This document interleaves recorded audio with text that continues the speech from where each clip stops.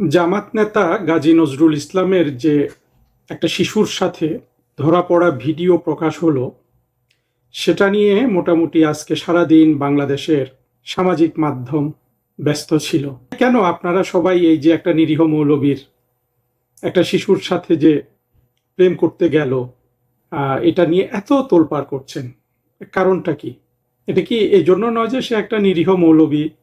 কতজন এরকম অপরাধ করে না? এটাকে যদি আপনি অপরাধ বলেন, সমাজে তো এই উপসর্গ আছে। নিশ্চয়ই এই গাজী নজরুল ইসলাম তো একা নয়। যারা এই কিশোরী বা শিশু, আইনের চোখে শিশু, বিজ্ঞানের চোখে শিশু, অন্য কোনো দৃষ্টিতে সে হয়তো নারী হয়ে গেছে। এটা যদি গাজী নজরুল ইসলাম না হয়ে কোনো শিল্পপতি হতো বা কোনো সাধারণ মানুষ হতো, কোনো সরকারি আমলা হতো, তাহলে কি আপনারা সবাই এত বেশি এটা নিয়ে হাসাহাসি করতেন? আমার তো মনে হয় করতেন না। আমরা দেখেছি যে মামুনুল হক, মাওলানা মামুনুল হক, উনি একই রকম একটা ঘটনায় জড়িত হয়ে গেছেন এবং ওনাকে নিয়ে অনেক ট্রল, অনেক কিছু। তিনি যে ওখানে গেলেন, সেটা সবকিছু দেখে মনে হয় যে এটা তো শেখ হাসিনার একটা কারসাজি ছিল। মামুনুল হক কিন্তু নিজেও তার ফেসবুকে বড় একটা পোস্ট দিয়ে বলেছেন যে এটা শেখ হাসিনা ফ্যাসিস্টের একটা প্ল্যান ছিল মামুনুল হকের সম্মান নষ্ট করার জন্য।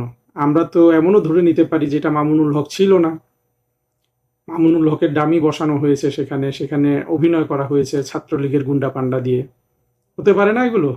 তাহলে এই মামুনুল হক যেই অপরাধ আরো দর্জন করে বা যেই কর্ম আরো দর্জন করে, 20 জন করে, শুধু একটা মাওলানা করলেই কেন সারা বাংলাদেশ এইরকম করে ওঠে? সারা বাংলাদেশ তো করেই না, কারণ বাংলাদেশ তো, আমরা তো মাওলানারা অবশ্যই বাংলাদেশের একটা বড় অংশের সমর্থন পাই। এটা তো করে আওয়ামী লীগের ফ্যাসিস্ট দোসর এরা, নাস্তিকরা করে। শুধু একটা সহজ সরল মাওলানা পেলেই কিন্তু নাস্তিকরা লাভ দিয়ে উঠে, আওয়ামী ফ্যাসিস্টরা লাভ দিয়ে ওঠে। কেন এই দুইজনকে নিয়ে আলাদা গল্প করতে হবে? হ্যাঁ, তারা মাওলানা, তা 10 জনের যেই ধরনের প্যাশন, যেই ধরনের প্রপেনসিটি, যেই ধরনের চাহিদা, নেশা ইত্যাদি থাকতে পারে, দুইটা মাওলানা থাকলে এটা দোষের হয়ে গেল? মাদ্রাসাগুলোতে আপনারা একটা ঘটনা ঘটলে 10টা বা 20টা বানিয়ে বলেন। আপনারা এত কেন, আপনারা এইরকম ইসলাম বিরোধী কেন? কিন্তু শুধু ইসলামের শত্রু বলে আপনারা এটা করেন। এই যে আমি এই পর্যন্ত যে কথাগুলো বললাম, এইভাবে যদি আমি বক্তৃতাটা শেষ করি, তাহলে রাতারাতি কিন্তু আমার ফলোয়ার এখন যদি ফলোয়ার কথাটা আমি পছন্দ করি না, মানে আমার বক্তব্য যারা শুনেন তারা যদি 5,000 মানুষ হন, এটা কিন্তু রাতারাতি রাতারাতি 5 লক্ষ হয়ে যেতে পারে। কিন্তু সেভাবে কি বক্তব্যটা আমার পক্ষে রাখা সম্ভব? সম্ভব তো না। কিন্তু পারি না এটা তো বলা যাবে না, তাই না? আমি যদি ওয়াজ মাহফিল করি, আমার পক্ষে তো সম্ভব মানে যে যে কোনো পরিমাণ টাকা কামাই করা, যেহেতু এই কি বলে এই আজহারি মাঝহারি এরা এরা যে পরিমাণ টাকা কামাই করে, তার চেয়ে তো বেশি কামাই করার সক্ষমতা আমার মতো অনেক মানুষের আছে। কিন্তু আমরা সেই পথে যেতে পারি না কেন?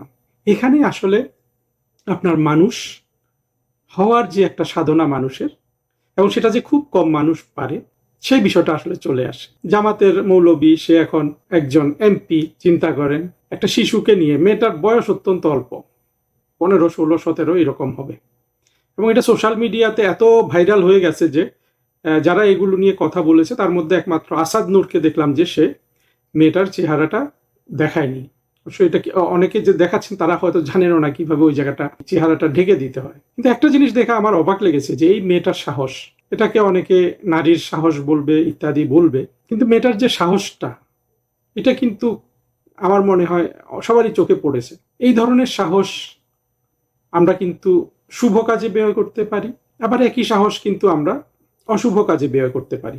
আমরা দেখেছি 2024-এর জঙ্গি উত্থানে তো তারুণ্যের এই সাহসটা কিন্তু ধ্বংসাত্মক কার্যকলাপে, চাতুর্যের কার্যকলাপে, ষড়যন্ত্রের কার্যকলাপে ব্যবহার করা হয়েছে। এই যে জঙ্গিগুলো, আসিফ, মাহফুজ, এদেরকে যে অল্প বয়সে ধ্বংসাত্মক কার্যকলাপে লিপ্ত করা হলো, এবং ওরা যেহেতু বয়স কম, ওরা মনে করে যে অনেক বুদ্ধিমান। এর মধ্যে তুষার নামে একটা ছেলেকে দেখলাম যে অনেক বুদ্ধিমান, বুদ্ধিমান সত্য, কিন্তু সে তো শিশু, এখনো শিশু, কিশোর বা তরুণ। হ্যাঁ, বয়স কত, 40 তো হয় নাই এখন। এই যে অল্প বয়সে যে এদেরকে নষ্ট করে দেয়া হলো, ধ্বংস করে ফেলা হলো ওদের স্বাভাবিক জীবনটা, মানুষের জীবনটা, এটার জন্য তো কারো না কারো দায় আছে। রাষ্ট্রের থাকতে পারে, শিক্ষকের থাকতে পারে, পরিবারের থাকতে পারে।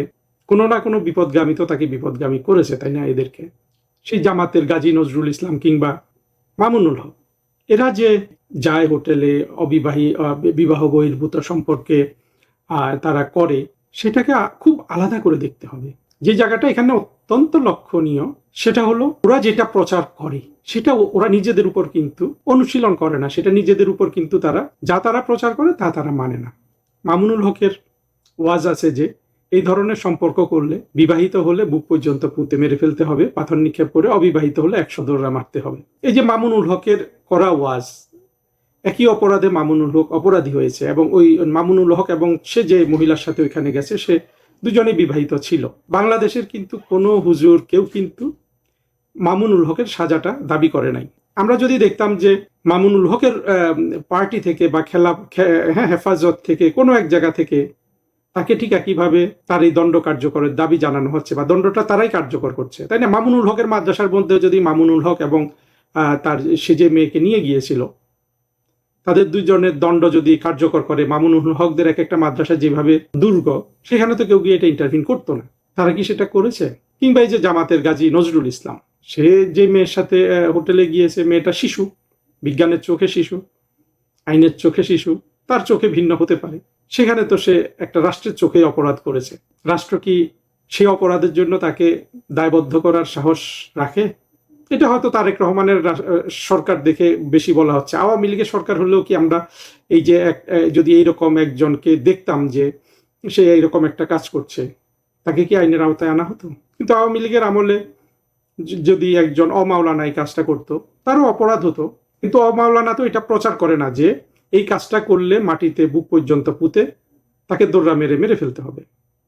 কিন্তু এই গাজী নজরুল ইসলাম তো সেটা প্রচার করে, এবং গাজী নজরুল ইসলাম নানান ধরনের প্রচারণাও দেখলাম যে আসাদ নূর কিছু কিছু দেখিয়েছে। যেই জিনিসটা ওরা নিজেদের উপর প্রয়োগ করে না, যেই জিনিস আসলে প্রয়োগ করা যায় না, সেই জিনিসটাকে দিয়ে সেই জিনিসটাই এই মানুষগুলো প্রচার করে। অথচ নিরীহ মানুষগুলো এটা বুঝতেও পারে না যে যেটা আপাতভাবে খুবই ভালো লাগছে শুনতে, সেটা কিন্তু আসলে প্রয়োগযোগ্য নয়। সভ্যতার কারণে হোক, মানুষের, অর্থাৎ মামুনুল হক যে ধরনের নিষ্ঠুর প্রাণী, কিংবা এই গাজী কতটা নিষ্ঠুর জানি না, মামুনুল হক অতিশয় নিষ্ঠুর একটা প্রাণী। সেটা তো সমাজ মোটা দাগে সেই নিষ্ঠুরতা মানুষের মধ্যে নাই। হ্যাঁ, মানুষের নিষ্ঠুরতা কখনো কখনো উস্কে দিলে মানুষ ওই পর্যায়ে চলে যায়, কিন্তু স্বাভাবিকভাবে তো একটা মানুষ ওইরকম নিষ্ঠুর হতে পারে না যে তাকে বুক পর্যন্ত পুঁতে এই জীবিত অবস্থায় 100টা প্রস্তর নিক্ষেপ করা। এই নিষ্ঠুরতাটাই হলো এই শ্রেণীটার সম্বল। নিষ্ঠুরতা বলা, নিষ্ঠুরতা করা, সমাজকে নিষ্ঠুর করা। কিন্তু আইনের যখন প্রয়োগ আসবে, অপরাধ যখন হবে, সে নিজে কিন্তু তার উপর সেই অপরাধ সে নিবেও না, সে শাস্তি সে নিজের উপর কাউকে দিতেও দিবে না। সেও আশা করে যে আমার এই শাস্তি তো আমার জন্য না। এটা হলো আপনার সমাজের, রাষ্ট্রের একটা গভীরতম অসুখ। মামুনুল হক কিংবা গাজী নজরুল ইসলাম যেই জিনিসটা প্রয়োগ করে না নিজের উপর, সেই জিনিসটা সে সারা বাংলাদেশকে প্রয়োগ করাচ্ছে। পথে দরিদ্রতর হচ্ছে, মানুষ অন্ধকারাচ্ছন্ন হচ্ছে।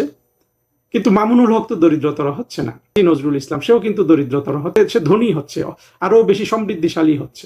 তারা করতে পারে একটা মাত্র কারণ হলো যে এটা হলো ব্যবসা, এটা দিয়ে প্রভাব অর্জন করা যায়, ধন সম্পত্তি অর্জন করা যায়, ভালোভাবে বেঁচে থাকা যায়, মুক্তি লাভ হবে সেটাও এর সাথে যোগ করা যায়। এই যে জিনিস নিয়ে এত বড় ব্যবসা করছে, দায় কার? দায় হলো মামুনুল এবং গাজী নজরুলের চেয়ে যারা উন্নততর মানুষ তাদের। এখন রাষ্ট্র যদি তাদের হাতে না থাকে, এই ব্যবসাটা বন্ধ হবে। তার কি কোনো উপায় আছে? এরা এমন একটা জিনিসের বিরুদ্ধে লেগে থাকে। যত ইসলামিক ধর্ম ব্যবসায়ী আছে, বিশেষ করে বাংলাদেশে আমরা যেটা দেখি, মূল ইস্যুটাই কিন্তু আসলে আপনি যদি এককভাবে যদি নিয়ে আসেন যে কোন ইস্যুটা ওদের সবচেয়ে মাথা ব্যথার কারণ, এটা কিন্তু যৌনতা। ওরা যৌনতার একটা নির্দিষ্ট নিয়ম করে দিয়েছে, সেই পথে যৌনতা লাভ করা যাবে, ভিন্ন পথে করা যাবে না। গাজী নজরুলের ভিডিও বের হওয়ার পরপরই কিন্তু রফিকুল্লাহ আফসারী তার পক্ষে ঘোষণা দিয়ে দিয়েছে এবং তাকে আরো অতিরিক্ত কয়েকটা বিয়ে করার জন্য আহ্বান জানিয়েছে।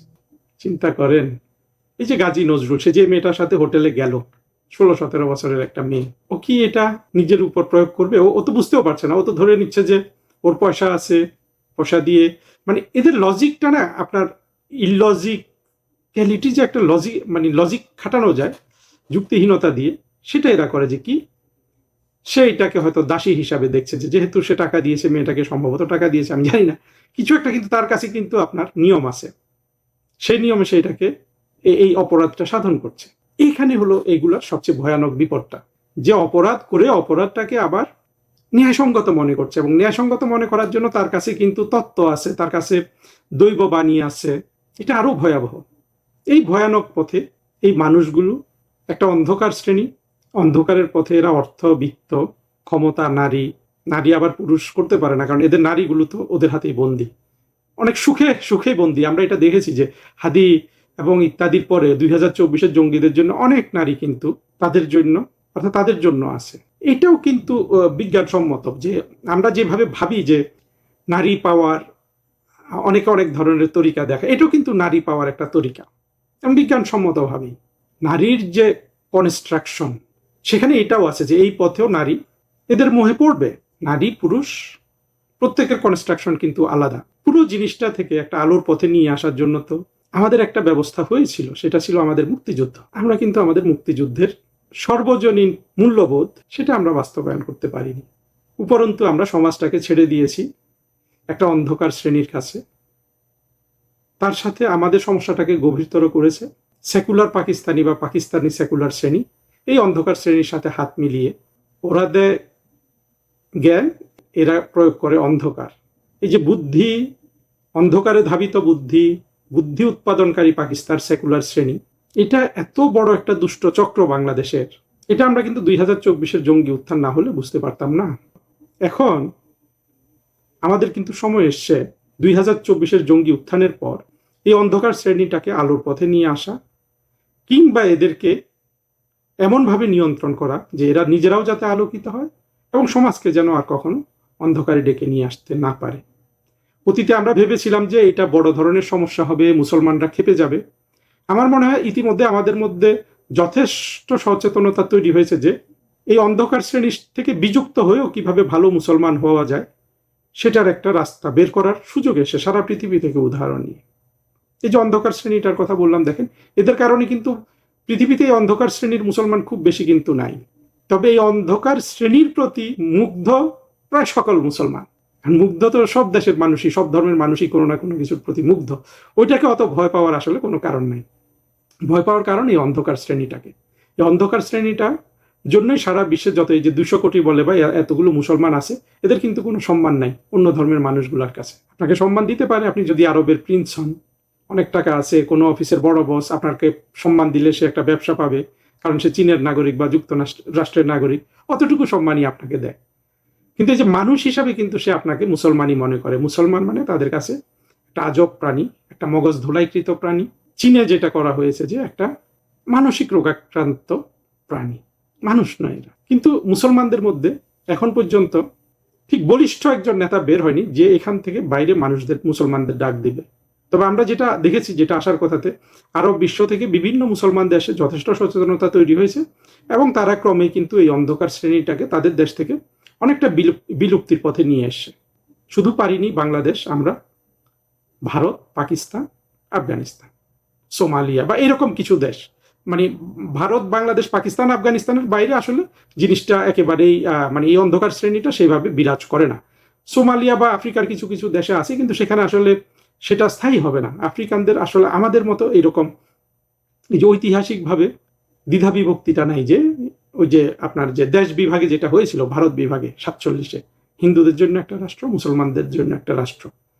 এই পথে চিরন্তন ঘৃণার সাগরে এই ভারতীয় উপমহাদেশটাকে ডুবিয়ে দেওয়া হয়েছিল।